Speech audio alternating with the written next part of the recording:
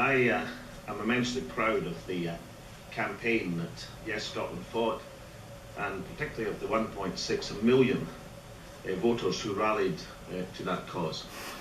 I'm also proud of the 85% turnout in the referendum, and of course the manner in which they conducted themselves. I think that party, parliament and country would benefit from new leadership. Until then, I'll continue to serve as First Minister. After that, I shall continue to offer myself as member for the Scottish Parliament for Aberdeenshire East. It has been the privilege of my life to serve as First Minister. This is a process which is not about me or the SNP or any political party. It's much, much more important than that. 20 years ago, we were, as now, motivated by injustice, poverty, by a desire to help those unable to access opportunity, and to help those who aspire to do better achieve their potential. We want society to change, and actively to lift up those who are down. Now today my work is global. I've just spent a week shuttling between Jerusalem and Cairo, and I'm saddened and angry about the tragedy of the Gaza conflict. And in all of this work, I'm still finding third-wave progressive solutions. And even in foreign policy, whatever you think of the controversies post 9/11 and... Just this morning, a UN shelter was repeatedly shelled by, from all accounts, Israeli artillery. I condemn this attack in the strongest possible terms. Nothing justifies such a horror. Now, the United Nations has discussed this last week and adopted a resolution deciding to establish a commission of inquiry to this tragedy.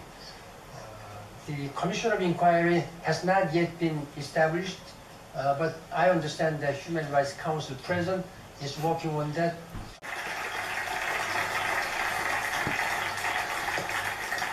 Now, nearly 4 years ago, they said we were irrelevant to the problems of Britain.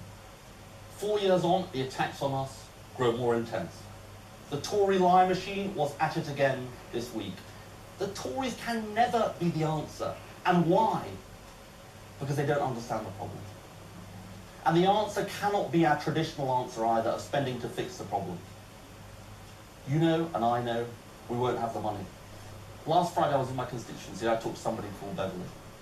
And she said to me, I can't remember a time when it has been as hard as this. Well, of course we did great things in government to redistribute resources, and I'm proud of that.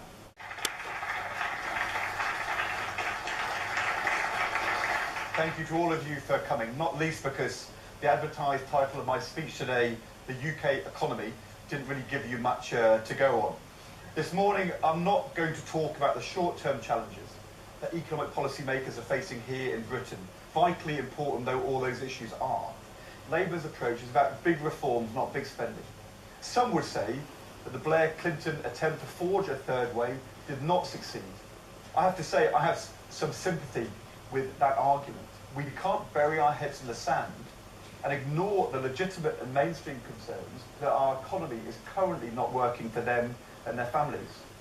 It's also vital that everyone pays their fair.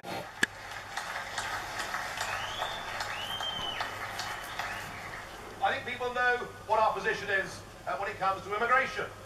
We love Europe, but we hate the European Union. Perhaps I shouldn't have said that myself, but never mind. The opportunities that are before us are quite extraordinary.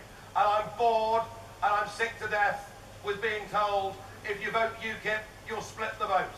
It's very simple. We pose a threat to the entire political class because we are the party that most represents their thoughts, hopes and aspirations. If you vote UKIP, you will get UKIP. And I believe... My time is nearly over. But for Scotland, the campaign continues and the dream shall never die.